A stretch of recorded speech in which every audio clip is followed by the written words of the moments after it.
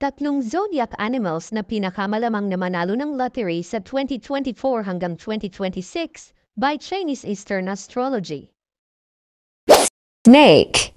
Ang mga taong ipinanganak sa taon ng ahas ay nagkaroon ng isang mahirap na oras sa nakaraan at kasalukuyan, nakakaranas ng iba't ibang mga hindi inaasahang kasawian. Ang mga taong ipinanganak sa taon ng snake ay palaging nahihirapan sa pananalapi, na napipilitang gumastos ng maraming pera na humahantong sa kahirapan at gutom.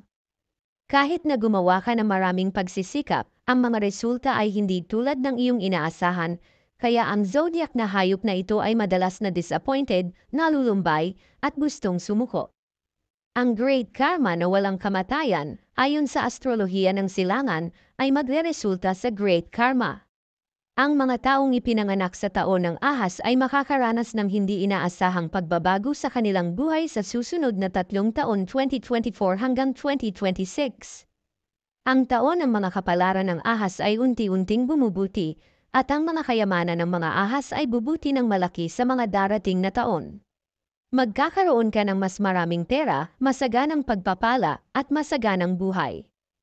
Kuneho. Marahil ay hindi mo alam, ngunit sa loob ng susunod na 3 taon 2024 hanggang 2024, ang mga taong ipinanganak sa ilalim ng tanda ng kuneho ay makakaranas ng rurok sa kanilang mga kapalaran na halos lahat ay maayos. Patuloy ang pagbuhos ng impormasyon at kapalaran sa bahay.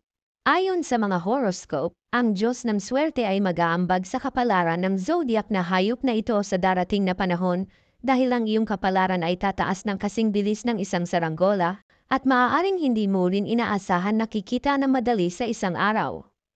At sa sobrang pagmamadali, gayunpaman, dahil ang zodiac na hayop na ito ay likas na tapat, ang kanyang kalikasan ay hindi magbabago kahit na siya ay yumaman. Pinapanatili pa rin niya ang kanyang mabuting kalikasan, kaya positibo ang kanyang karma.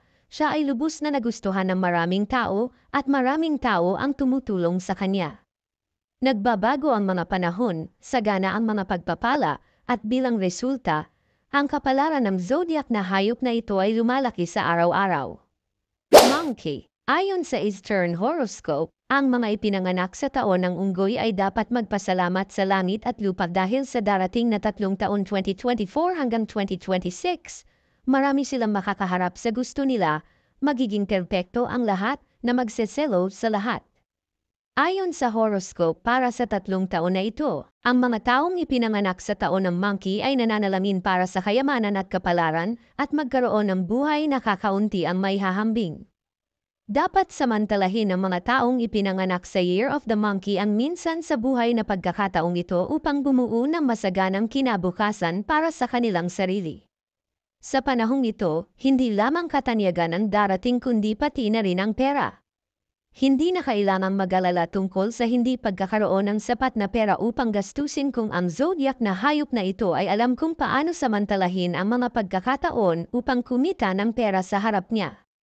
Kung maubusan siya ng pera, magkakaroon siya ng lugar upang ilagay ito. Kumita ng pera at magkamal ng malaking kapalaran, ang mga taong ipinanganak sa taon ng monkey ay hindi lamang maswerte sa kanilang mga karera, kundi pati na rin sa kanilang mga buhay pag-ibig. Bilang resulta, ang buhay ay nagiging lubhang masagana at masaya.